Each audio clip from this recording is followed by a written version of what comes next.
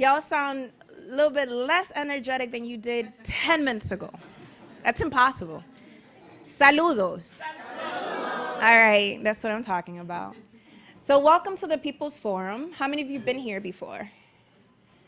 Awesome, welcome back. A lot of you haven't been here before, which is really good. I hope you all come back again. My name is Claudia de la Cruz, and I'm one of the folks that envisioned and created this space.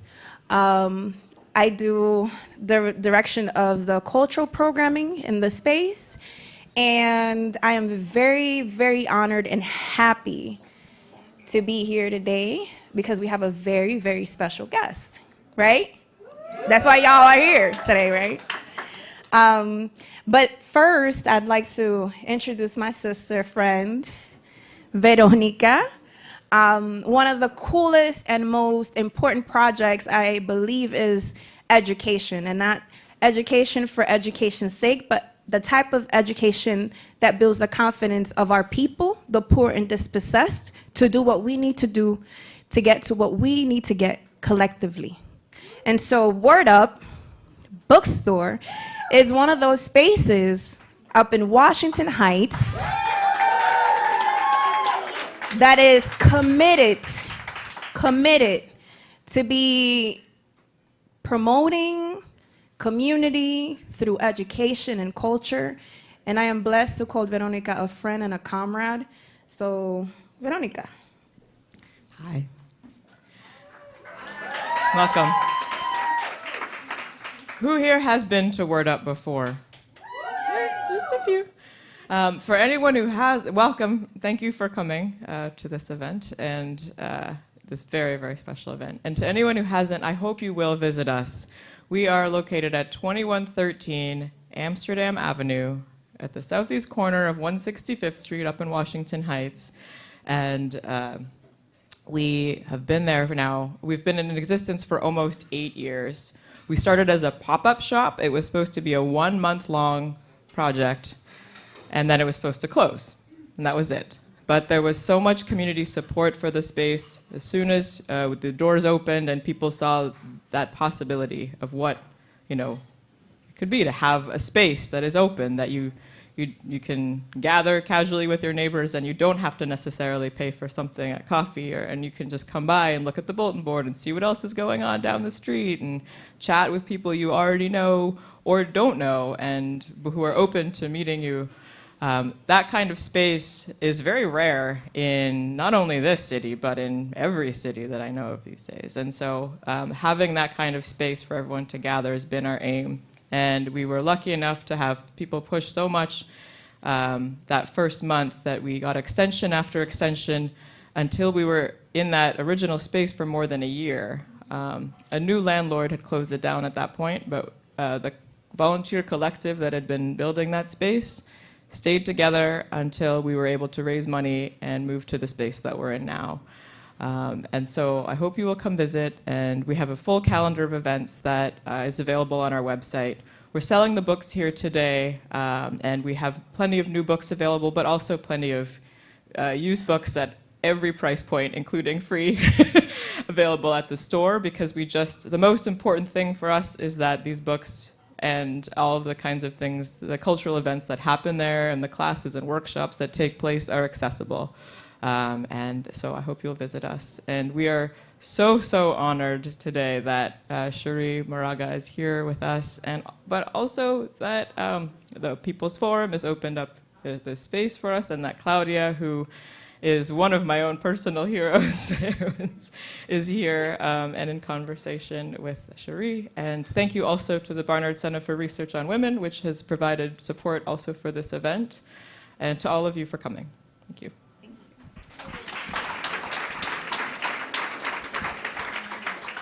So I forgot to mention what the space is. So we are unapologetically anti-capitalist, anti-imperialist, and anti-patriarchal. And what that means is that we stand for the poor and dispossessed of the world. And we do our work through education, through culture, and media. And so if you have time, that young woman in the front, Diana, has a whole lot of monthly event guides that you could pick up before you leave. We have classes throughout the week. We have film showings. We have cultural events. And the idea is that people come in, share knowledge, build knowledge, and leave those doors to make the revolutions necessary that we need in our communities. That's what this space is. And I'm very proud to be part of it. So without further ado, like they would say in the hood, I'm from the Bronx, by the way. I want to bring up a special guest, not only, I guess, in the political sense, but also in the personal sense. I think a lot of us that survived the trauma of academia did a whole lot of researching of voices that sounded like ours.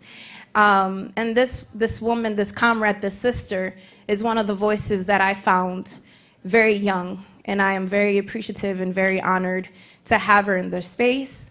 Her name is Cherríe Moraga. Cherríe. By the way, this was my idea because I knew she was going to get red just like that. Gracias a ti. Very, very honored to have you in the space. And we are going to attempt to have a conversation.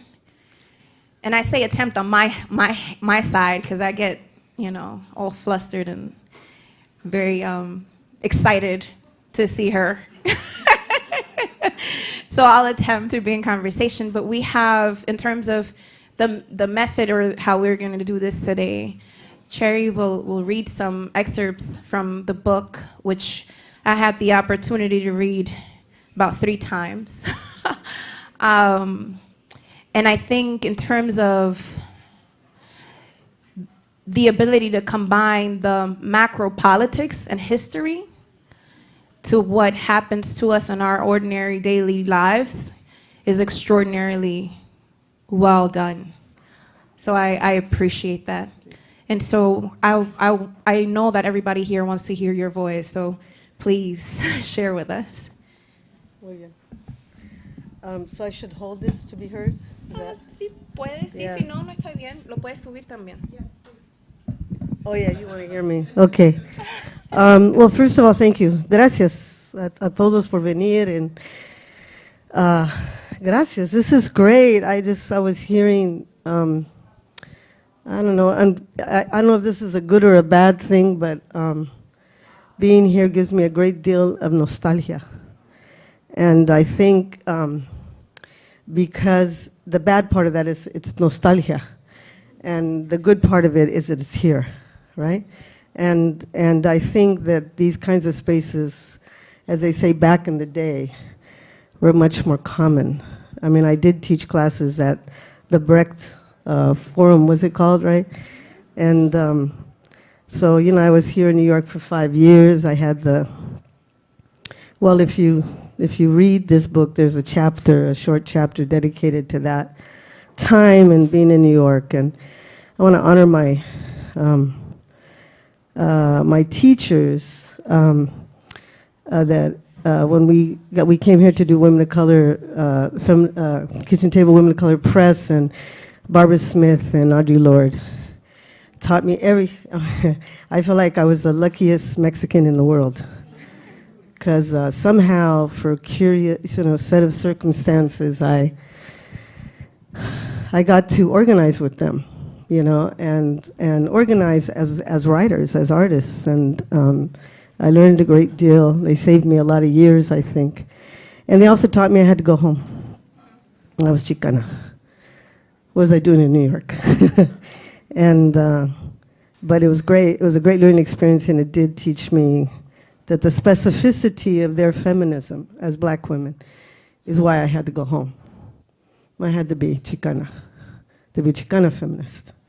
And so before I go any further, too, I really want to honor 3 elders that are here in this room that have, also impacted my own life. And I always, well, first, of course, Silvia Federici, gracias por venir.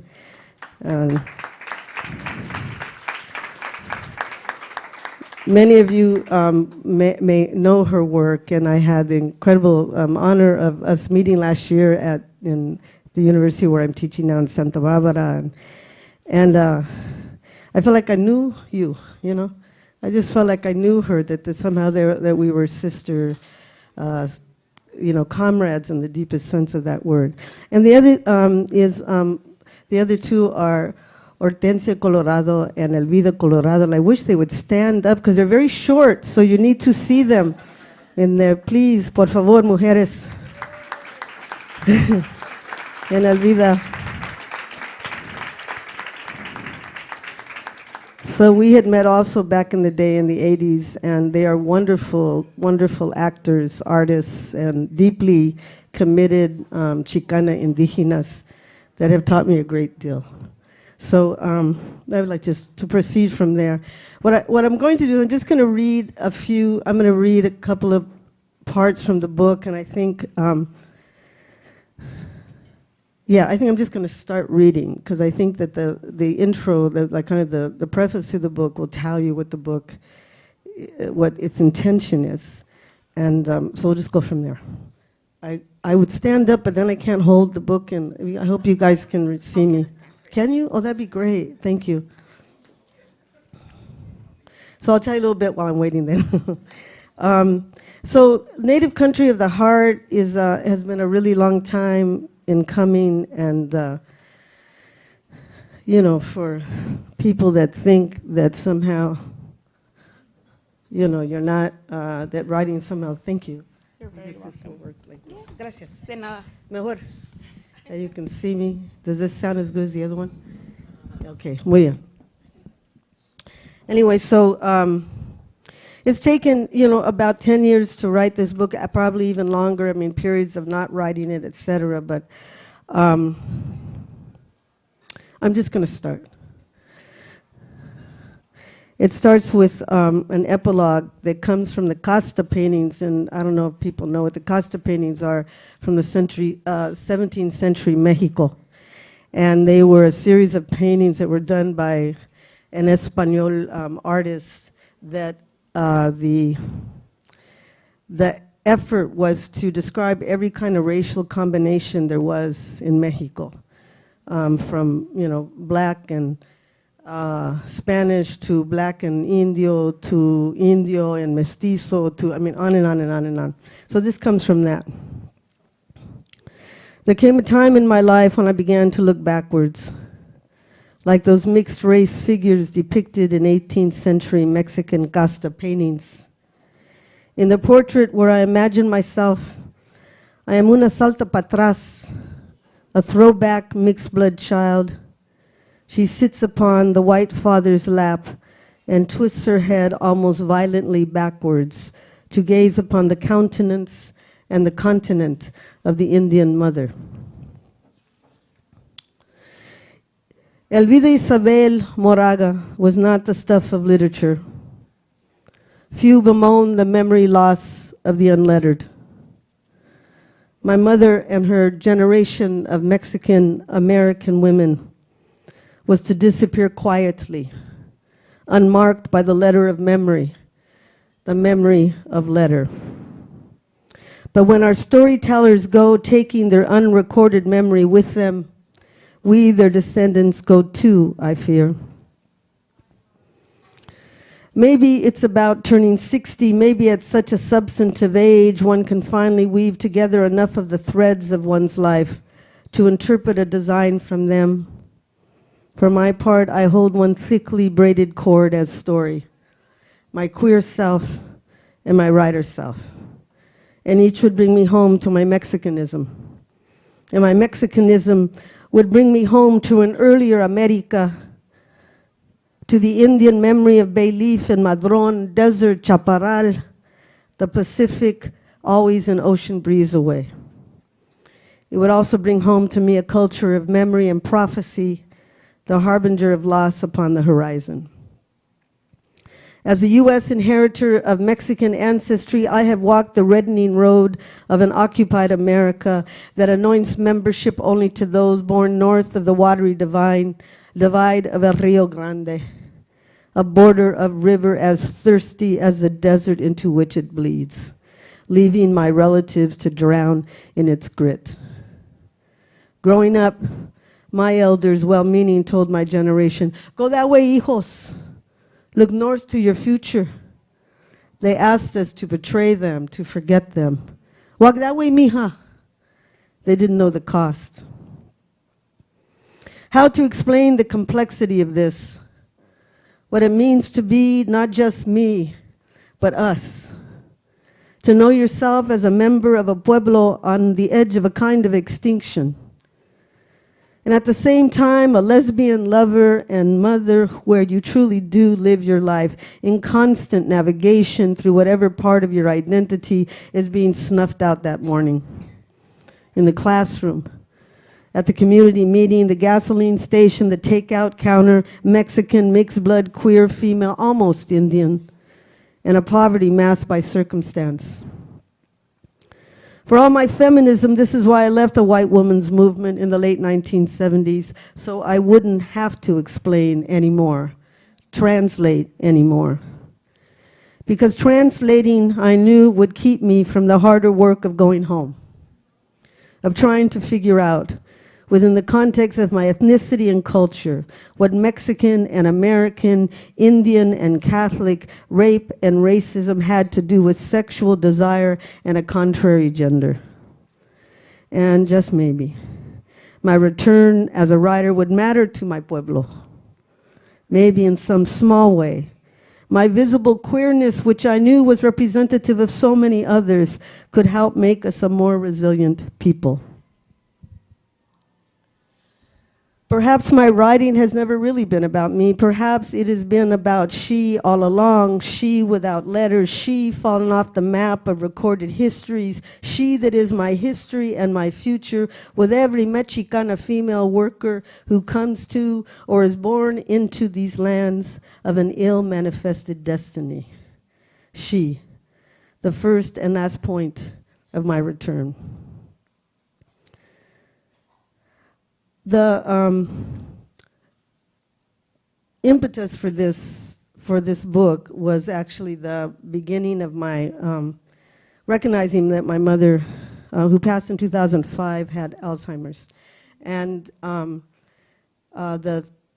her private relationship to that amnesia and my witnessing of it, which I thought was going to be, the most horrible thing that could happen, because my mother was a familia cuentista. She was holding the stories. She wasn't the oldest, but she was the center of it all. And I just felt that I was terrified, even though I'm a writer. It didn't matter. She was the real deal, and it really put me into a long conversation, also not only with impermanence, about actually having to be with a person whose body you've known for, at that time, 50-something years, and then they touch you, and their body remembers, but they may not remember your name. And that 2 seconds later, they will have forgotten they did that. To know that, to see, to witness that, and I think many of you have probably already are having experienced that in your own lives. But that sense of the ephemerality of our lives, I just felt like my mother was just teaching me one more last time in a really powerful way. So I remain really indebted to her and all my relations and in that way. But also what it did is it took me back to looking at questions of cultural amnesia. Our people are many, many generations in the United States. Some of us are indigenous to the north. And it took me home in a way I did not plan. It returned me to go. I grew up 2 blocks from the San Gabriel Mission. I talk about that. It's like what I say in the East is I said, if you understand what a plantation is, that is what a mission is. And those sites, of living in those sites, there's ways in which I knew things as a child I couldn't quite understand at the time. And I returned to those questions here in the book. So it's both, but more than anything, it's a portrait of a relationship between my mother and I. And I go back and I return to some of her stories. And one story that probably impacted me more than anything was that she was born into being a farm worker with all her sisters and brothers. And just as the time in which the Depression was happening, they left, and this is when all the repatriation of Mexicans and Mexican Americans was happening. And so the family, my grandfather took the family instead to Tijuana.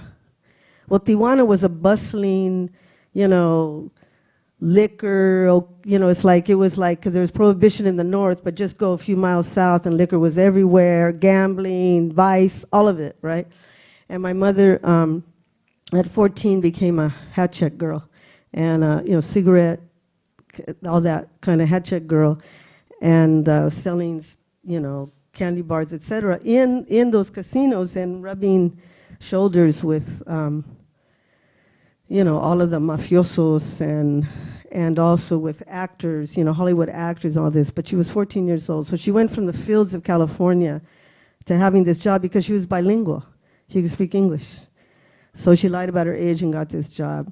So I'm just going to read you a part of it, and it's a really, really, really interesting story, and I think because it was a very dramatic moment in my mother's life that she never could return to, and at a certain level it kind of, I think, messed with her in terms of her sense about, how you can go from the fields to that, and it just was a time in her life that she could never recreate, when she returned to the United States. And so this particular section is a little bit about that moment and those years. And it was about a good 10 years that she was there.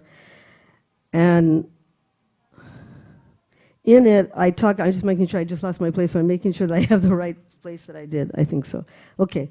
So in that, because of that, also there was a relationship with a man, her boss, this Ward Bowman guy who was much older than her, who was he was the owner of the casino. And I talk about that relationship in this one part, because partly what this book is about also has to do with, for me, I'm looking at entre mexicanas, but I think it's entre mujeres, it's in mother to daughter, the ways in which sexism and patriarchy, actually the people that teach us it the best are our mothers, and teach us to subscribe to it are our mothers oftentimes. It doesn't have to be a father to do it. So this was a really important moment in my mother's life that she never, I don't think, quite recovered from. In the early 1930s, Rosarito Beach is a short trip down the coast from Tijuana. My mother is now 18 years old and has been working for Bowman for nearly 4 years. He invites her to accompany him to the famous newly renovated resort, Hotel Rosarito. The limousine driven by Felipe, the chauffeur, arrives to pick her up.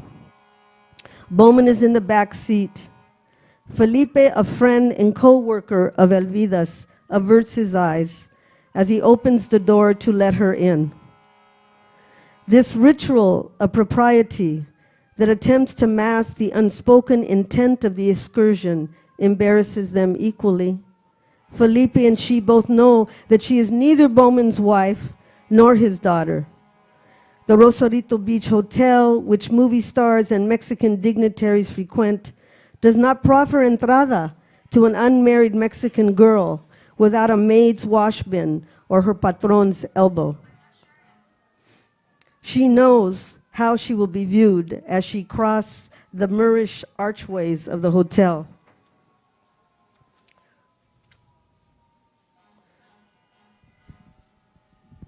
As the car door slams behind, Bowman slaps the leather seat, a summons for Elvira to slide over next to him. She does. He does not touch her, except paternally. But Elvira knows what is up ahead at the end of the dusty road. This is not how she imagined it. Todavía es una señorita. She would be ruined after this. But she is utterly unable to say no. Her family depends upon her. So Elvira did the only thing she knew to do. She prayed and prayed toward the God of that endless ocean, steady and insistent outside her window, responding to Bowman's idle conversation in murmured monosyllables. Until without warning, the car begins to lurch. Oh, wait a minute. Welcome to New York. Yeah. Okay, they let it go by. Yeah, ándale. Okay. So you're with me still? You're okay. All right. Until without warning, the car begins to lurch and spit and slowly sputters to a dead stop. Senor Bowman, the chauffeur also sputters. I don't know what's wrong. I promise you, I filled the tank just before leaving. The bone-dry tank was testimony to my mother's faith in God, or this is how she told the story to us as little girls. I was so little in those earliest tellings. I remember not quite knowing what it was that Mr. Bowman wanted from my mother.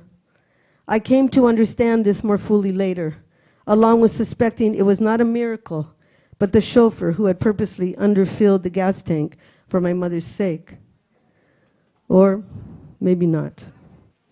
What God are you praying to, was all Bowman had to say to my mother. And with that, El Patron himself ran out of gas against a protest of my mother's prayers. And there were more of those incidents. So I think kind of along that same theme, I want to read this Elvira's Country, and it begins with an epigram from one of my favorite writers, Linda Hogan. The spiritual country of the human is a sensed world, not a known one. It's a world where, put into words, meaning vanishes. From as early as I can remember, I thought of God and my mother as a kind of symbiotic unit. Hers was a faith no church could contain, since no church could contain my mother. She was a rebel in this regard, who turned to her own altar more confidently than any communion rail, who calculated the Catholic Church's rules to her benefit, refusing to marry my father in the church until she could wager after her eldest child's 12th birthday that the marriage might last. Until then, she had been technically living in sin, as her children's Catholic school teachers instructed, and in that recited my first critical stance in relationship to the Catholic Church. If the church said my mother was a sinner, there was something wrong with the church.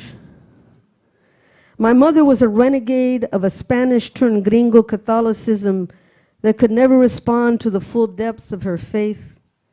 Even after the small wedding at La Placita Church in Los Angeles, and as an elder in tandem with my father, receiving her confirmation, my mother's spirit life had prevailed over the encumbrances of clergy and ecclesiastic law. I knew, as she knelt beside me at Sunday Mass, as I would one day witness at her own funeral, these rites did not house her ways of knowing. Once my mother was admitted to the psychiatric wing under 30-day observation, there was a real violent thing that happened that sent my mother to the hospital in a very advanced stage of Alzheimer's. And she was officially diagnosed with advanced Alzheimer's. We knew she would not be returning home. As coincidence or fate would have it, my father would several days later be admitted into a nearby hospital for hip surgery, and I would sleep alone in my childhood home for the very first time in my whole life. During the first few nights of my stay, I was awakened by a spirit presence, a palpable sensation of disquiet inside the walls of the house, especially in the back room where my mother's altar stood abandoned, small plastic children's toys, and the smoked glass of an empty veladora awaiting her return. This is where my mother had spent her last nights of tormented sleep. There was nothing malevolent in the animo spinning down the hallway and in and out of rooms, only that the house felt alive with the memories Elvira had finally left forgotten inside those walls. Suddenly, to occupy that house without the physical presence of my mother was to stand inside the depth and breadth of the spirit life her small frame had carried for nearly a century. Without her physically there, Her ghosts had been let loose to wander the rooms of that two-bedroom 1920 stucco house in search of her. There was no question in my mind that it was she they sought. She who in her last years at home straddled that seamless divide between the visible and incarnate life. During those years, I had watched my mother begin to cultivate her dead ancestor relatives as her daily intimates. Spirit relations had come to reside in that small white house and increased in meaning as my mother's remembered world lessened in importance. It was as if in a lapsed moment of synapse connection, they had snuck in to inhabit my mother's psyche. That's one way to think of it. The Chickasaw writer Linda Hogan describes her own experience with amnesia as, quote, a country of ghosts, a no woman's land, where the daily details of life no longer count. This country of ghosts was a world my mother came to prefer over the intrusions of caretakers trying in vain to tether her to our more mundane world. Elvira, she who had la facultad, as Gloria Anzaldúa called it, to carry all those ghost stories inside her. How was I to honor them and their carrier in a 21st century Anglo-America, where to reside with the spirits is to reside in a foreign country? We were so far from home, it felt to me, my mother and me, living out her final years in this nation of true amnesiacs that could not contain her calling. But that small white house, a house for which I believed I held no nostalgia, a house I had to leave in order to live, a house I marked as the site and source of my rebellion, had been country to my mother. It had allowed her permission to know what she knew and to reign madre over all of it, even as it occulted itself within the parameters of that narrow lot of crabgrass and rose garden in the smoggy basin of Los Angeles County. Are these small plots of lot and land what is left of memory as Mexicans in the United States? Is this how ancestral memory returns to us, indifferent to the generation and geography of borders? That night alone in my mother's house, for it was hers, not my father's, as those abandoned espíritus made clear to me, I swallowed our Mexican Indian herencia in hard gulps of conciencia. It was she they missed, she who heard and spoke to them, she who had made daily offerings to them through finger-worn novena booklets, smoking veladoras, and a few folded dollar bills slipped beneath the altar cloth. But I had to get some sleep. I remember my Celia's consejo. If you want spirits to go away, you have to tell them so. I get out of bed, and I implore my mother's spirit keepers. She's not here, I say aloud, my voice dropping to a register of authority. Now let me sleep. And miraculously, they do. Before succumbing to sleep, however, I make a promise to them. I will come back and put this house to rest. In my next visit, I will bring medicine to help us all, spirits and the living, make this crossing. Thank you. Stop there.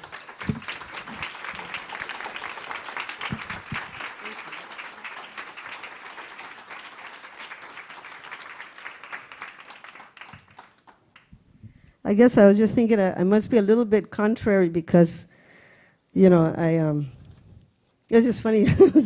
I just, well, I'm finally coming to a place where Marxism is a good word, right? And I'm writing about spirituality, and they go say, this is great, this is great. Yeah. I must be contrary. No, you know it's all connected. So, but it occurred to me. It was like, anyway, so I'll keep this out. That's good, though. Because Marxism and spirituality are connected. Religiosity is another thing. Yeah, that's exactly. That's my why sentiment. I read the book 3 times. Again, like I said, I think why I read it, and I shared a little bit about it before. I think I'm a second-generation immigrant, and I think we often, as women, deal with a lot of layers of things, especially when we're coming from a working-class community, when we're immigrants, when we're dealing with the multiple languages we speak, right? Aside from the languages we speak, but the multiple languages we express ourselves with. The layer of sexuality and how we choose to express it, our love, the mother-daughter relationships, the old and the new and how they clash. And I think you go through all those layers in this double memoir. And I had to read it 3 times. I say that to say, and I have a question that that came up for me constantly in the book. I know that, you know, it's more than a double memoir. It's much more like a attempt, really well-made attempt to clinch to historical memory, both personal and political. And I know you right there, you say something like, if we can't remember ourselves, then who will, right?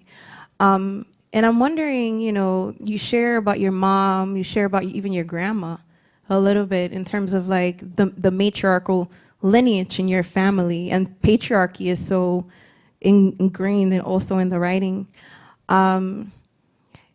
What do you say to young women who read this book and often are divorced from their moms because we learn about feminism and we understand that they're oppressed, and so we don't want to deal with their oppression, and if we deal with it, it's in a judgmental way, because I found tenderness in this, a lot of tenderness and a lot of understanding your mom given her context. So I'm wondering, what would you say to young feminists that find feminism and understand that, way, you're different from me, kind of like you're a different type of woman?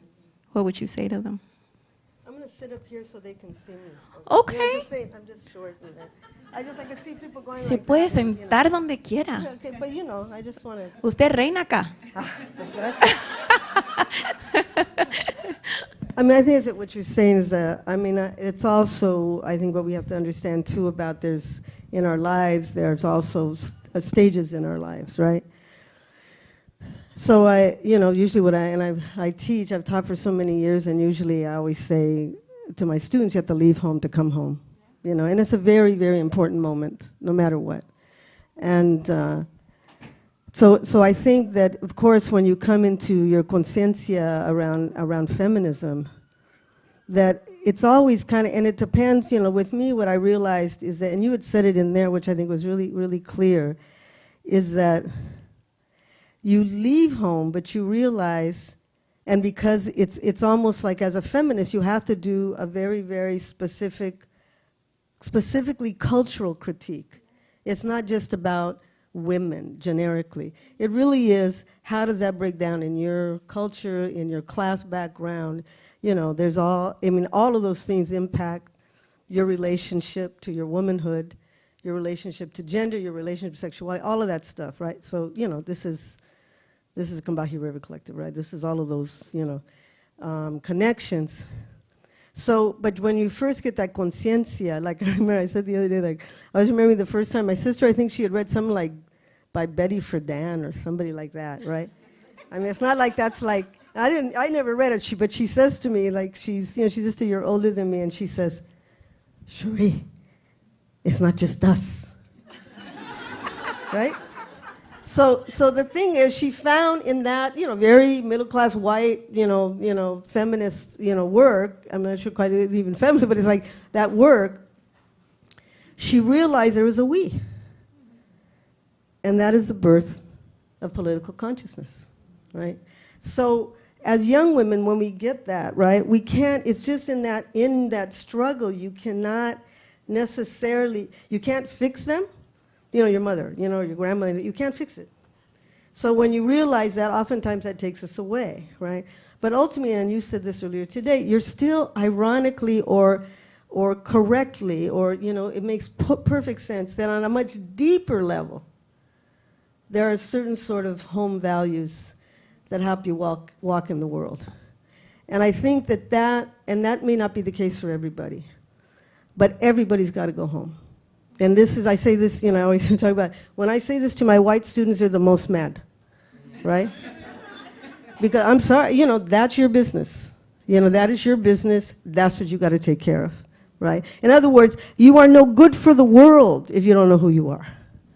You know, and so if you know, you can be the most anti-racist person in the world, or you think whatever, and you don't go home, you don't do the family stuff, it's like, or at least the consciousness around it, and it also has to do with, you know, that there is, I think, particularly for us, as women of color, as, you know, it's like working class people, to have compassion for their own limitations, you know. And once you have compassion, you know, there is a possibility for change.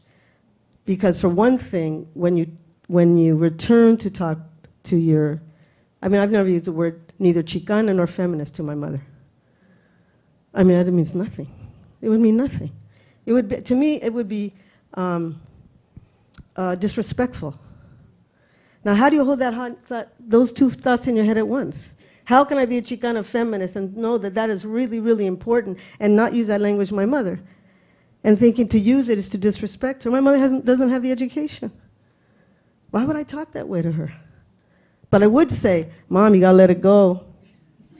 You know, it's been too many years now. Let the boy go. He's not showing up. You know, like that, right? I mean, it's just like that. You know, like, so that's what you come home to do, right? And that's the best you can do. And they still won't let the boy go, but at least you know, you did it. I mean, I took my mother, we went to Mexico, and this is in the book too, and I took her to Mexico, you know. The first thing she wanted to do is find this curandero. Now, the curandero, the dirección said nothing. It was like Coyoacán. But what you will see in the book is my mother, we're in the taxi, and she says, para, stop here. I'm going, okay. So the taxi guy stops, and she goes, let's get out. I said, okay, wait for it. She goes, no, vámonos, está bien. You know, let him go. And she walks down, she sees the street, she turns right, she says, there. I knock on the door, little slat opens up. ¿Qué quieren? Queremos ver al doctor. Está bien, regresas a las 3, you know, like. I'm telling you, there is no logic, right? But the point was, I took her to Mexico, right? And something could happen in Mexico that could not happen in LA, you know? And so that's the way in which, so my Chicana conciencia actually, even what she tried to teach me to get away from it, actually, I got you know, I say I mean we, right? We get a deeper message. And in that deeper message says, I'm going to take you home too. And I want to help you get well, right? And that's a really positive story, and stories don't always end up that way, but we give it that shot, you know? And sometimes people can't go home. It's not a good place to go home. But still in your hearts and in your spirit, you got to figure out ways to return, even if it's not to that site of, you know, where things, you can't get well unless you return. So even a lot of the plays that I have done in recent years have continue to be around that issue about how, and not like in any new age kind of thing at all. And that's what's so, you talk about capitalism, I think one of the worst things about capitalism is how they commodify everything. So even the most profound things, you know, like I was even seeing among Chicanas, you know, everybody's a curandera, and I go, oh, you aren't old enough to be a curandera, I'm sorry, you know. So, but you know, it's like, so these are very real, you know, it's like we got to watch ourselves, you know, with that. Anyway. Thank you so much. And then I also, you made a reference to your mom as La Malinche. And then you also called them vendidas, which I understood in the context of what you said. Right. Can you speak a little bit to that? Because I find the same thing at times with my own mom and even grandmother when they refer to like those people in DR or those people in the Americas, and like it was like a cognitive dissonance, almost like I'm very proud to be Dominican and yet I'm not like those Dominicans. So can you share a little bit about that? Well, it's funny you said that because the person from the publishing house who edited, you know, I worked with this editor, and she was a really, really good woman, really, you know, really, really very helpful.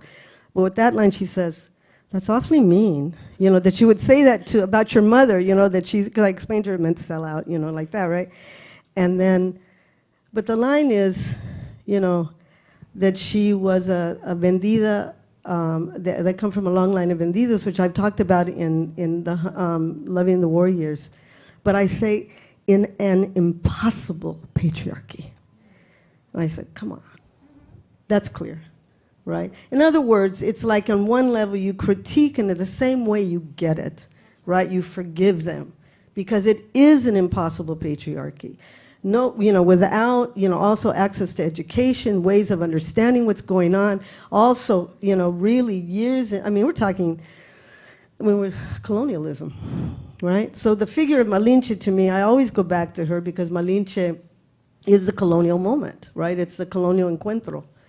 You know, and so as a young woman, the first time I learned, even heard her name, and there was a, Norma Alcon, some of you may know her, she's a Chicana critic and a critical thinker, and she presented this paper on Malinche, and I actually didn't know anything about Malinche, and so for those of you that don't know about Malinche, she's basically was the you know, like, she was sold into slavery by her mother. She had been in like a Mexica Aztec kind of royalty person, sold into slavery by her mother, and ends up becoming the slave, courtesan, and translator for Hernán Cortés, who is the conquistador of Mexico, right? So she becomes for us sort of like the Mexican Eve, because she carries the responsibility, of course, because she's female, for the whole loss of Indígena Mexico on this 16-year-old Indian slave, right? Okay. So Norma does this presentation, and my heart is pounding. I'm like losing my damn mind. I'm saying that I don't know this story. Why does this story feel absolutely like part of my collective unconscious, you know? Absolutely resonates. That's 500 years ago. And yet that story, that our sex and our role as women is a site of our betrayal to our culture, is repeated over and over again, and it is ugly. And so is that moment from the time that Octavio Paz referred to her as la chingada. That is an ugly damn word, right? In ¿Quién es el chingón? You know? So, yeah, so it's an impossible patriarchy, right? So we can all sit up here now, you know, with our education and then break these things down and sort of figure out, you know, but what use are we? Unless somehow we know how to talk a talk that can reach normal people, not academics, you know, that really, really, and I'm not putting down scholarship. I think scholarship and education is enormously important. But if you want to take it home, you got to know how to, you got to have your head. And I always say this with, you know, Jackie Alexander says, it's head knowledge has to become heart knowledge. And if it's not heart knowledge, you're kind of useless. You know, because then what happens, and this is partly my ongoing conversation with younger people, especially in new generations of people, with all the language they're getting in school. So much language, you know, and yet sometimes I feel the language is closing them as opposed to opening them. What the language did for me when I began to read, it was like, I didn't read a lot, you know? It's like, when I went to college, finally, it was like I was it was like I could feel things open. I said, oh, that language gives meaning to my life. That helps me, right? So I think partly this is what, as teachers, as, you know, people that are working with youth, we really need to really be there for them and to have the courage with them, like their elders, you know, to really ask them, what does that mean to you? And let them explain it to you, right? And we had an interesting conversation this morning just at Columbia University. I was working with some theater students. And, you know, it's a really sweet, wonderful group of people, a lot of Latinos in the class, and they're doing a play of mine. And so this one young trans man asked me about, now it just went on my head, where you have, binary, right? So you know, so he says to me, well, you know, this is your place so binary, you know, like that. Where's their place for non-binary people, right? And then he started talking about this one male character, that young boy that really has to be a man and he's confused about it and everything. He says, well, I see that boy as non-binary. I said, oh, great. That's beautiful. You know, I would never have put that language to it. I wrote it in 2005. But I feel like if that's how you're seeing him and that's useful to you, go ahead. And I said, but man and woman are there because that's what's happening. Like because the play is about patriarchal motherhood, right? So it is a battle between what is man and what is woman, and yet the whole play is critiquing what is man and what is woman. But because I'm using man and woman, it's interpreted as binary. You understand? So we're not doing our students a justice when we let them say that's binary. And we say, oh, we don't mean to be binary. No, you say, no, it is binary because that is what is at work here. This is the battle that's going on. Look at the meaning of the whole piece. What is the whole piece trying to do? It's trying to unlock those very things without necessarily using the word binary, right? And so a lot of people, I think because you're using certain language that's new, some people imagine it's never been thought before, you know? And I think these are all just kind of like these important critical conversations, and I sometimes have seen faculty or other teachers like be afraid to challenge their, you know, in a good way. I love you, so I'm gonna tell you, this is what my thought is, what do you think? Like real conversations, right? That you can take it out of school, for one thing. You know, that it really does happen in life. You know, and for example, when you talk to trans people in life, nobody's tripping. You know what I mean? Like on that same level about the language, right? So this is always keeping our balance about, you know, a grounded politic that you move through the world in, you know, and when it is challenged, and I'm grateful to them because I feel like they, you know, a lot of these young people, they, you know, they make me say Latinx, and I do, you know. I do. Because they you know, they want to know that I'm on their side, right? And like sometimes I go Latina X, right? Because I say women are not free. You know, so we can hold both those thoughts in our head at the same time. And I think that's partly the whole thing about a politic, that you have to be able to hold two thoughts or more in your head at the same time. Yeah. Agreed. I think a lot of the times we allow for more things to divide us as people when we don't understand that we don't necessarily politically disagree. That is not a political disagreement. Yes, yes. That it's much more about the times, the context, what has come up in the developing years, and what our context was. Because I find that, I mean, I'm 38, I find that with folks that are younger than me, that are millennials, and so there's a language barrier. Mm-hmm. But if there's no understanding of what it is that we're talking about deeply, then we won't be able to struggle together. And that actually have everything in common. Yeah, yes. everything in common. Yes. We have more in common than we have that divides us. And so, but we let the enemy win a lot of the times in that sense. Yes, very true. I wanted to ask another question, and this is maybe not a question, but if you could share more about, you speak about a sort of like liberalism coming into college, this downward mobility with some of the folks that you encountered. So folks that, you know, dressed a certain way or acted a certain way, trying to prove something, and you struggling through it, kind of finding that your ancestry line sacrificed a lot. So it's like a sense of deuda casi, for the sacrifice your mom had made, that your grandma had made, and kind of like not assuming that liberal, not assuming that identity, but actually trying to find voices like, you mentioned Simone Touvier, you mentioned a lot of, so can you speak to that experience a little bit? So I was talking about my undergraduate education, and I went to a really interesting school. Cause it's called Immaculate Heart College, and it had once been a Catholic women's college in Hollywood, and they were the first nuns to throw off their habits, right? And in order so they could work in the community, integrate themselves as social work in the community. They were really, really brave and radical women. I mean, they had to confront, the the archbishop of the diocese, and he excommunicated them. He threw them out of the church. I mean, these are brave sisters, literally sisters. And so they actually, the school when I went there was non-sectarian and had, men and women, and it was super radical, that it scared the hell out of me, frankly, because I was commuting, just like a little 10-minute, 15-minute drive from my home, the world of my home, to this, they were all dropping acid and, finding God that way, it's like, and there was lesbians everywhere. They scared the hell out of me. And it was like, so it was it was actually a horrible time in my life, I have to say.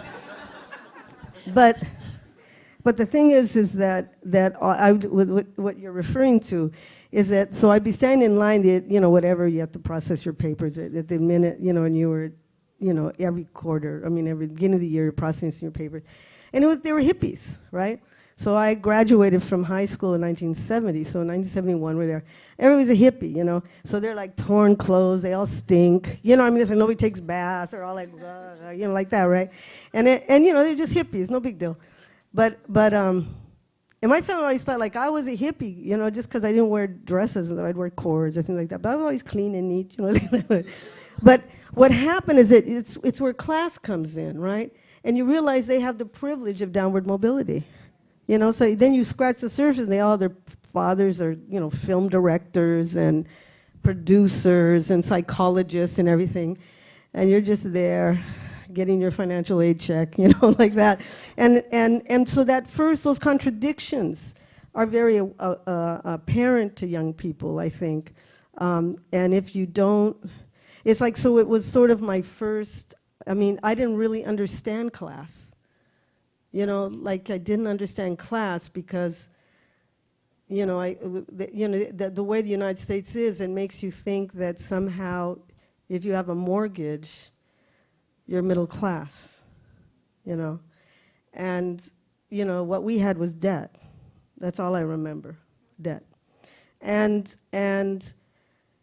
so I feel like that idea, like I remember once walking through this cornfield with a friend of mine who was this Italian woman, really great, Italian-Irish, and her parents were from New York, and so she was in Hollywood, and really working class girl. I really liked her a lot, and we met each other because she was another, Catholic working class girl, right, at the time.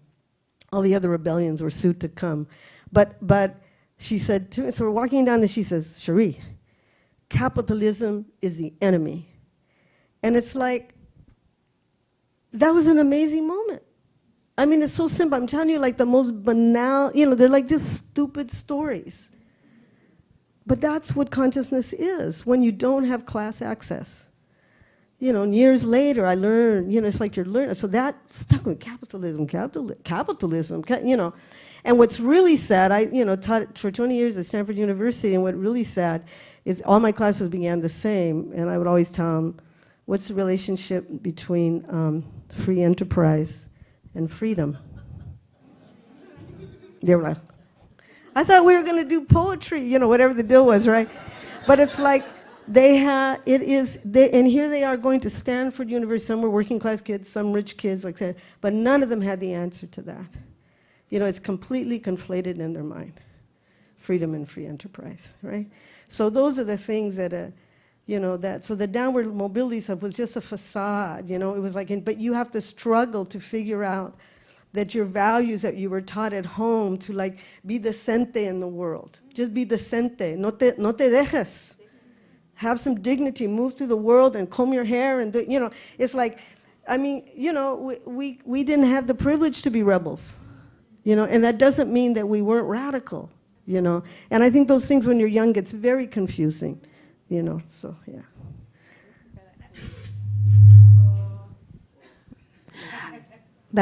I have two more questions before we open. No. You could go. Le dije ya, usted reina acá. So my question is, like, you mentioned in the book that, and you put it in quotations, I didn't have a quote unquote happy childhood. I had a real one.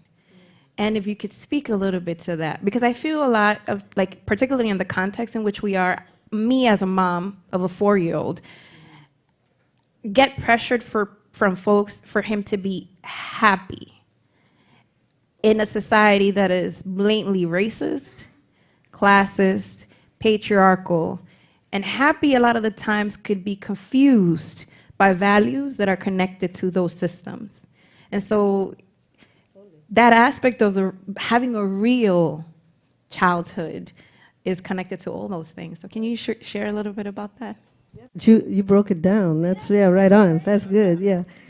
That's good. I read your book 3 times. The book. It's good. Yeah, I just, you know, in the book also there's a lot of, you know, a lot of description, which was the hardest part for me to write, really, about my mother. As I tell my son when he was a little boy and I was tucking him in, and he's quick to anger, and I have always had like a hot temper, and you know, my mother did. I said, mijo, you know, you got to learn to control your anger because we come from a long line of enojones, like that. It's like a whole tribe, right? A tribe of people called enojones. But anyway, so my mother was very, very, in many ways, my mother was very.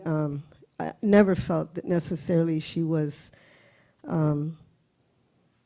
Content in her life. There was always a sense that, and it's, I think, somewhat related to that early time in Tijuana, but, you know, there was always an ansia in her and a dissatisfaction that you could feel constantly. And she was very quick to anger, so we spent a lot of time in our home trying to get her not to be mad, right? And it could happen at any time. And my mother was really, you know, she would beat the hell out of us, you know, particularly my sister and me, and then the most my sister. My brother was allowed to run away, right? Girls, you stay and take it, you know. So it was, and that's what's so interesting about patriarchy too, because what you're saying, what is it that you stay when you know they're going to hit you? You know, my brother would flee, and it was like there's a wall, there's like this wall in the back door that, no, you're a girl, you can't go out, and, you know, you can't. And so, so there was a lot of things I can say was not a happy childhood.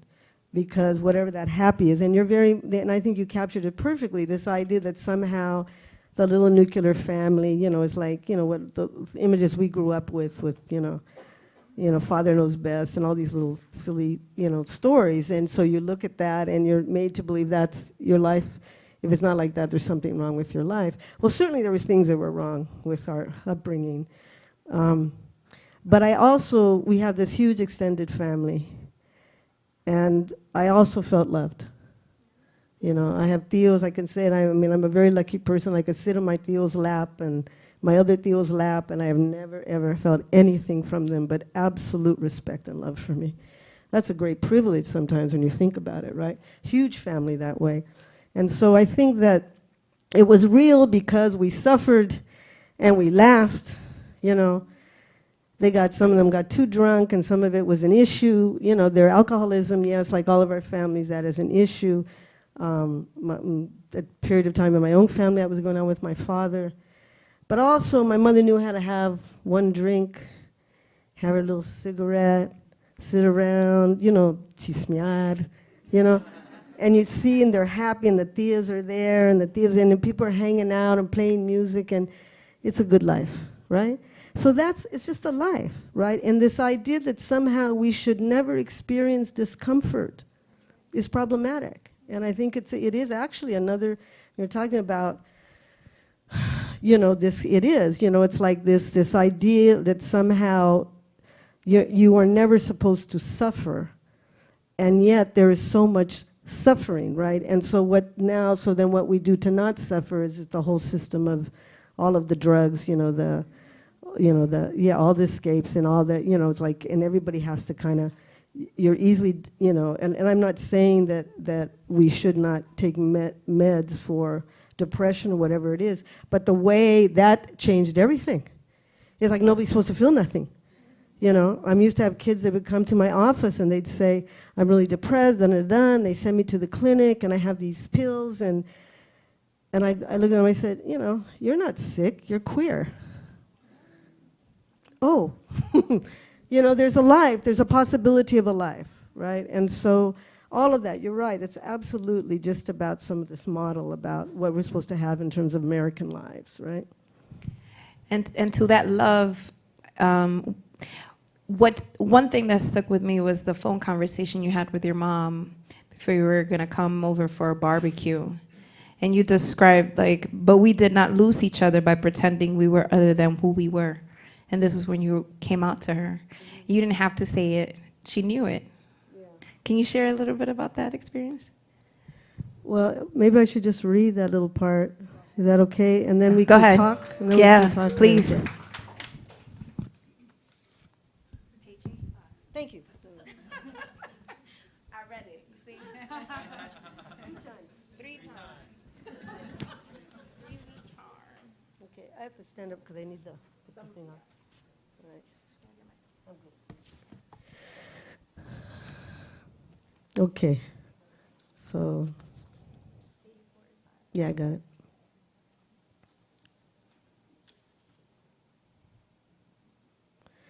So, well, actually, I have to start from earlier than that.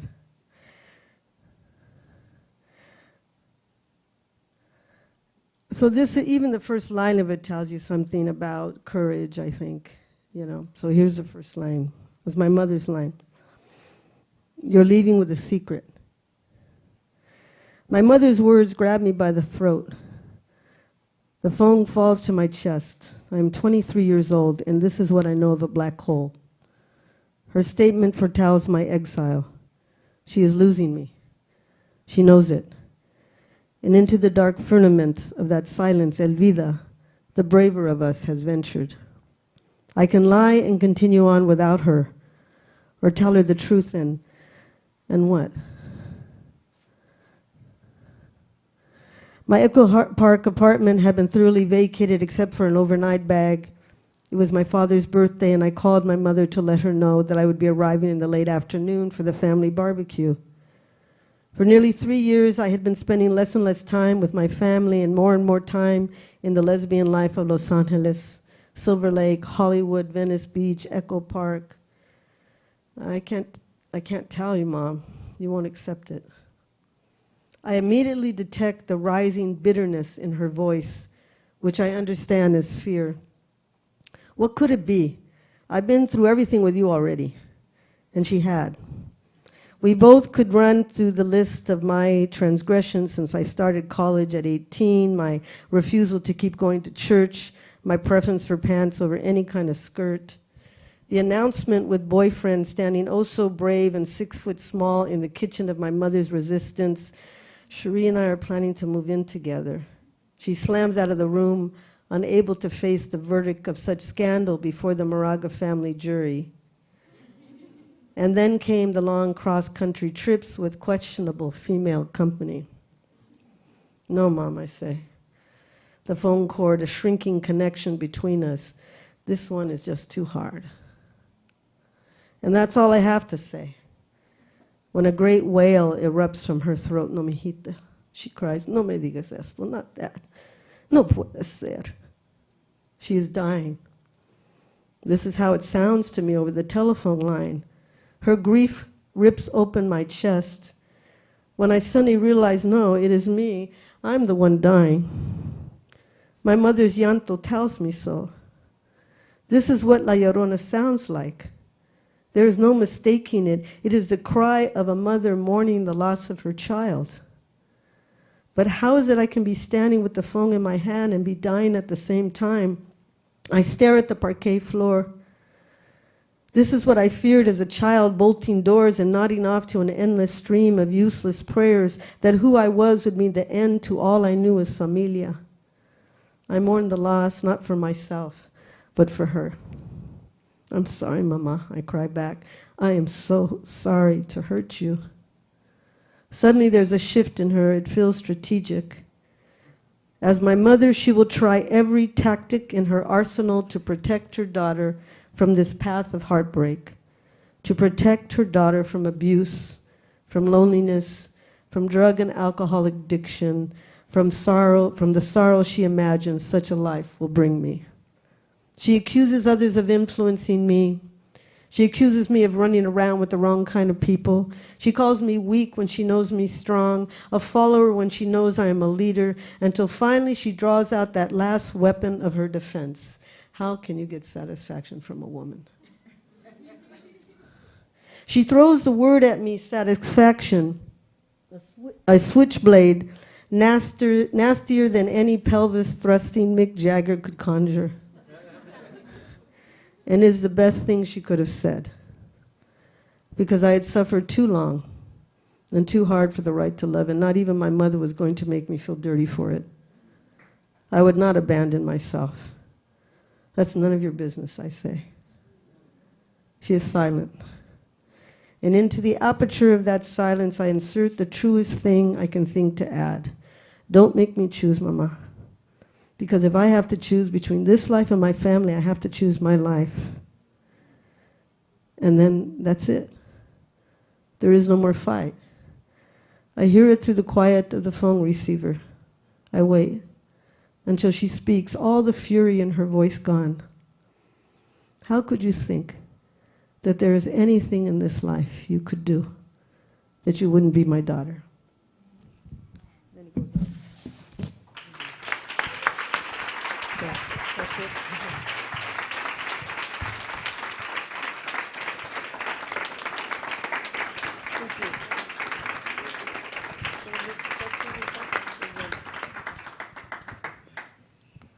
Yo soy llorona, así que me excusan.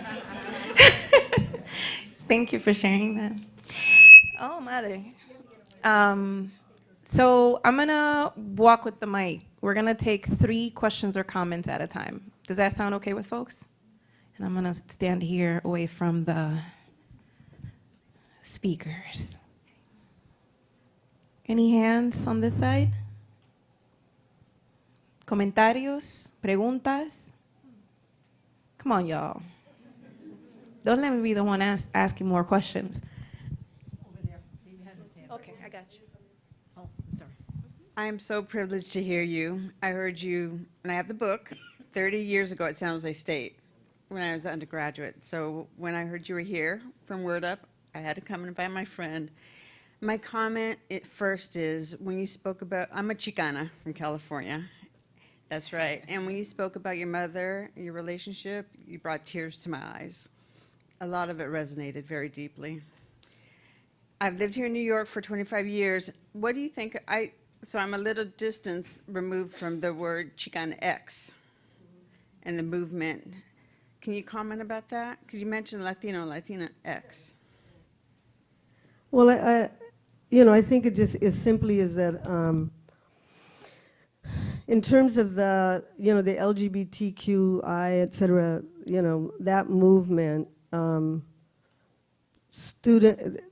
Chicanos that are queer, or Chicanas and Chicanos who are queer, because of the kind of movement also around gender identity and understanding gender is on a spectrum, it's not just man and woman, but a kind of a spectrum of how you may identify. Because Latino and Latina, because Spanish is it's feminine and masculine pronouns, right? So the idea of using an X was that you could say Latinx or Chicanx, and it didn't necessarily identify, like I could say you are Chicanx, and then it doesn't necessarily identify you as male or female. It allows you to sort of to be in that range, right? So a lot of students, whether or not they are, as they say, cisgender, like women, if they seem feminine or whatever, then like they'll even use that. It doesn't mean that you're trans or any way, and even genderqueer, that to use that term, it's like a lot of them are using it now to have a way of naming themselves that is non-binary, that allows for that whole range in terms of gender. And so, and it's, it is a kind of, it's used everywhere now on all college campuses. It's not necessarily used commonly in the street. But I also have told my students that I'm keeping my A and I'll add the X, you know. And I really, and it is very simply that I say to them, I mean, some occasions I don't, because, you know, just that's not the point at that moment. But it really is saying to them, until women are free, and that A we worked really hard to get, right? So there's something, people sometimes do O, A, X, they do the whole thing, right? And it's just, it's something that's moving. I feel like it's still in transition, what might end up happening with all that. But I think, you know, Spanish has feminine and masculine pronouns, so you have to do that for a lot of things, you know, like torex, you know. I mean, it's a little awkward, you know, sometimes, but not for people that really do feel strongly about that allows them to be on that continuum in a way that feels right for them. So I feel like I've had to learn to be more respectful of that, also because I don't want to lose them. You know, I want us to stay in conversation with each other. Oh, thank you. Whoa, thank you. I'm a grad student at NYU, and there is no Chicanismo studies in it, so I had to create my own master's. But I'm writing a play as part of my thesis, and I just want to know if you could provide me with a piece of advice as I'm creating this artistic work for representation, because I know you wrote plays, and I want to know more, just a piece of advice. Well, but maybe you can ask me something like more specific about what you're trying to do in the play, and then, you know, then maybe I could give you more useful response. It's an autobiographical piece, coming from Mexico, not finding myself fully within Mexico and in the United States. I feel very divisive, and those are some of the terms that I'm trying to put into this musical, actually. Well, I think that just a couple of things, just what you say, I would suggest for you to pay attention to the why you're doing it, right? Like you just said right now. The first thing that came to mind, since you're writing theater, also think about not just what people say, but what they see. So if you feel like it's very, you're feeling this division, this very strong division that cannot actually be resolved in the context of this play necessarily, make those divides visually represented on the stage. Because some of the stuff you don't have to do all with words, you know, that you can also represent it, you know, through staging, through how actors move, and also through the, you know, the design, you know, like, you know, I mean, it would be kind of obvious to do a wall, but there's all kinds of walls in the world that aren't just the wall, right? So those kind of things the beauty of theater is you can make them three-dimensional, and they begin to also, you can also think in symbol and metaphor as opposed to just telling straight up, you know, the story. And in terms of the writing process, you know, you just have, I always feel like, you know, for that, is it a performance piece, or are there multiple characters? I'm asking you that. So it's solo? Okay. So for solo, you just gotta write the hell out of it. You know what I'm saying? You just write, do not censor yourself, get up, walk around, talk out loud, because you're performing. So talk out loud, put it down on the paper, move around, record yourself, all that, like do anything you have to do to get all that censored junk out of your brain. And then you'll find, and then that's not necessarily going to be all the stuff you want, but in it you can start to find the heart of the matter. And sometimes then I pull out that part, and that begins the monologue, right? I mean, it's like that. So the major thing is to really, to relieve yourself of censorship so you can actually tell an original truth, right? Mm-hmm. Mm-hmm. Hi, Cherríe. So I studied with her for a really long time, and you have taught me how to live in a profound way. I still cite you a lot to my friends. But one of the things you talked about today that resonates with my life as a teacher in a public school is this idea of like not a happy childhood, but a real childhood, because I feel like the pressures on teachers there's this like, oh, careful, careful, you're going to traumatize a child. You can't talk about anything that's bad in the world. You can't talk. And it does feel very, I guess I'm curious to hear more about that from your perspective in terms of what it means to raise young children in a way that's conscious, but maybe not as, like I came from that also like another extreme in terms of political consciousness and maybe knowing maybe too much, I don't know. So like both as a parent, as an educator, like where's that line, like what's your sense of that? Like how much do we share in terms of the structures of oppression with our young kids? Like because they sense stuff, right? So what's your take on how we do that as movement people? Well, I think I always like to answer questions like that, like I don't know.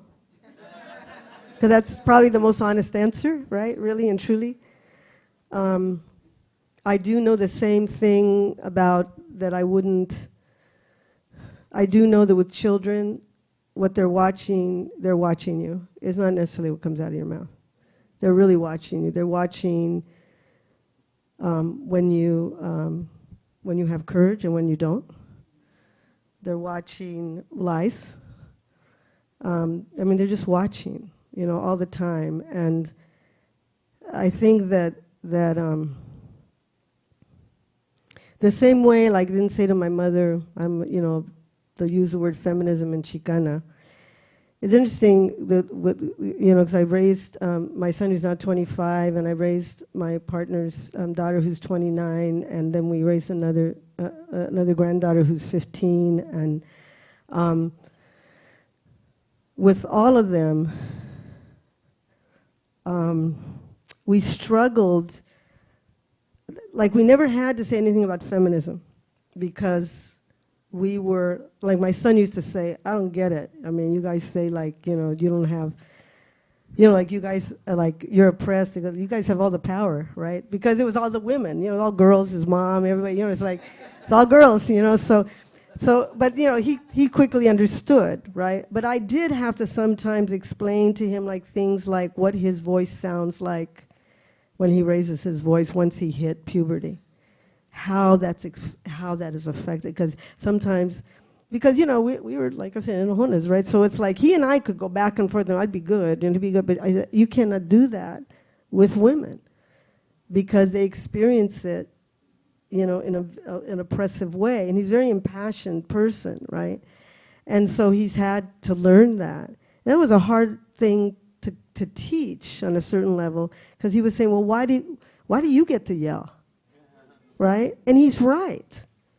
He's right, But so also what I came to understand around feminism by raising a young man or raising a boy is how oppressive patriarchy is to men. And I'm not trying to sound all liberal or anything. It is a box.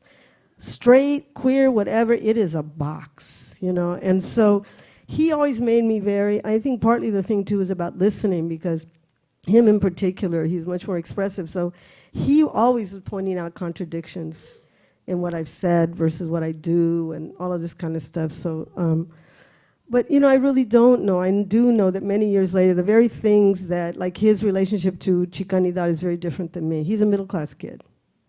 And he'll say to me, I'm like another generation away, And he says, he says, your grandma was born 1888, man. He goes, it's like, he goes, at 16, he said, I'm a modern guy, like that, right? And what he was saying is that he couldn't understand, because it wasn't like his friends, that I really did raise him with some really old school values. And it wasn't like his friends, and he revolted, Now, he's like, I get it.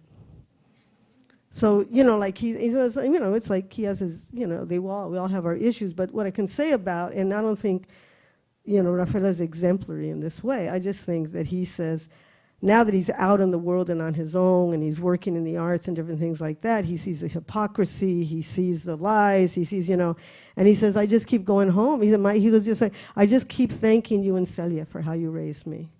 And that's not to say I'm so great. It's to say that you know, and we made tons of mistakes, you know, but there is something about, like sometimes it would be so hard for me because he would say the very things politically that he knew was going to make me crazy, you know, and yet what he was, in a certain way, what I had to also hear, there's a part of me also that respected it because he was rebelling against me, which he should, you know, so that what he comes up with is really his, you know, and I think that you can't have a double standard. You know, if I had to rebel against my parents and make me me, he had to do it too, and, you know, and then we do find each other, you know. So I think it's the same thing like in my teaching practice of, like sometimes particularly kids that have a lot of, you know, like everybody's allies now, and I'm as an ally, da, da, da, da, and I'm like, oh, I just get, because it's not true. Because it's not true. Because to be allies takes enormous courage. It doesn't mean just language. It means that you actually did something that you had to be humble about, that you couldn't brag, you couldn't put yourself in front of somebody of color. You could, I was just like, or and then you say, oh, I'm not going to do that because I'm going to let that happen for a person of color.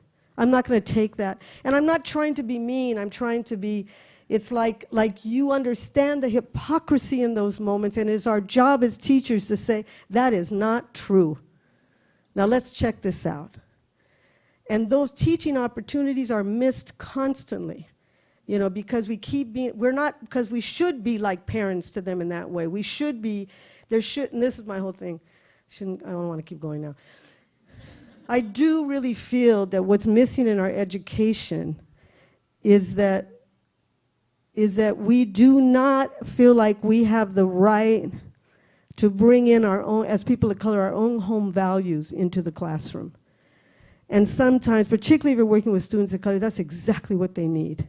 They don't need another, you know, politically correct, you know, language thing about what is the you know, the liberal thing to do or the progressive thing to do. They need to understand, you know, that what they're feeling and all its complexity and all their confusion, you know, is systemic. And you need to open their mind to the systems that are making them feel less than, you know. And if something feels disingenuous to them, it probably is. And to trust their instincts. And we don't teach them that at all, hardly. You know, so I feel like there's where I'm working now in Santa Barbara, that my partner and I started this thing called Las Maestras Center for Chicana Indigenous Thought, Art, and Social Practice. And that's its whole mandate, that somehow, you know, they say pedagogy, you know, a whole way of teaching where you actually are trying to kind of shift the lens. So we're looking at all levels of kind of learning, you know, in a way that we can separate ourselves from just the dominance of Western thinking, you know. And it isn't all that. I'm saying, like, it's not all that. In other words, it's not so grand. It's very daily, ordinary, human interaction, looking people in the face, you know, reading people like you read. Like, teachers should know how to read their students' bodies, you know. And I don't know where the hell half everybody is, you know. But of course, it's educational systems that have no funding, so there's no reason to be a teacher anymore because you're going to be guaranteed to be broke. And so what you get are, you know, oftentimes very dullard teachers, you know. And I respect teachers enormously, but I also know that in those systems, because they are not, or, you know, young women who, because of their privilege, can go work in inner city schools or whatever, but those are not the models they need.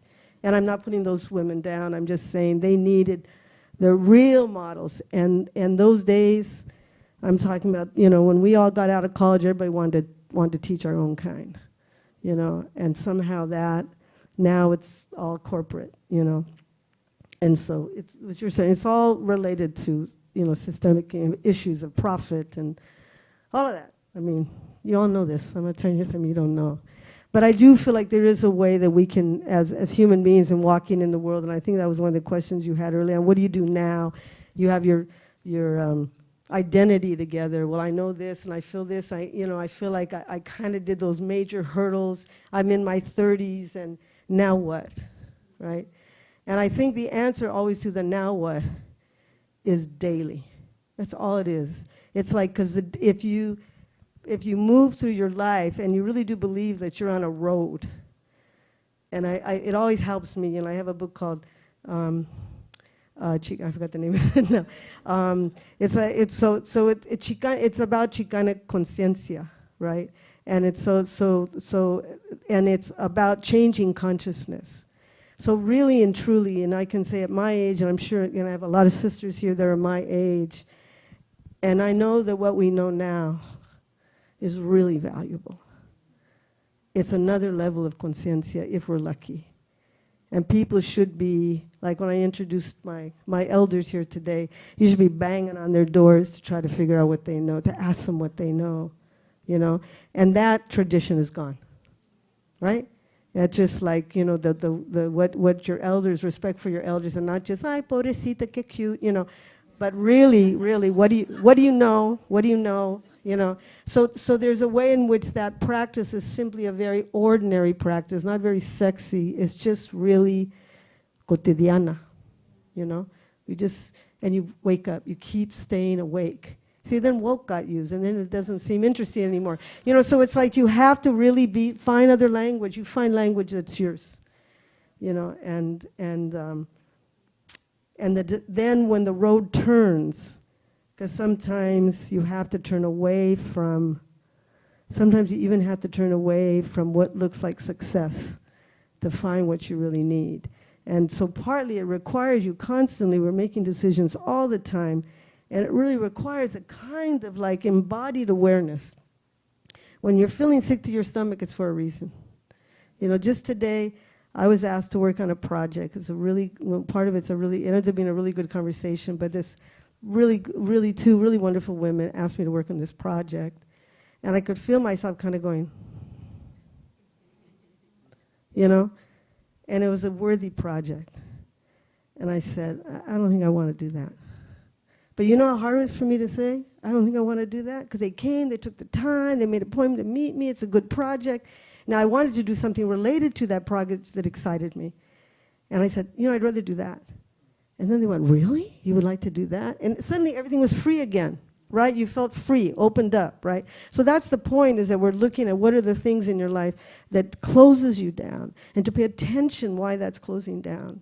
And then what are the things that suddenly you feel like tienes ganas, You got some ganas. It's like, whoa, that's cool. That means something's moving, right? Those are like so small, and they're everything,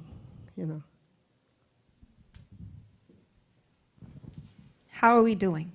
We're good? So we want to allow time for folks to buy the book and read them 3 times or more and share them with folks. I wanted to thank Cherríe for being here, for making this home and sharing with us. Muchas gracias. Desde el alma. Gracias. Muchas gracias.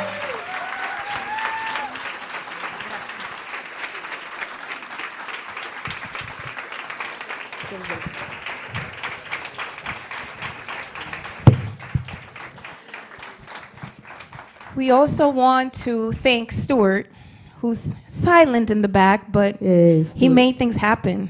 So thank you, Stuart. Stuart's my Thank you very much. You both are welcomed here anytime. Gracias. Please. Gracias. And so we have the books in the back, the Word Up table. I've been informed that Cherríe will be signing books. So get your book. We're gonna make our way to. You could stay here sentadita y aquí lo puede hacer también, sin problema. Yeah. So if we just orderly come in an orderly fashion, because order is good sometimes, especially not to drive folks crazy. You're more than welcomed.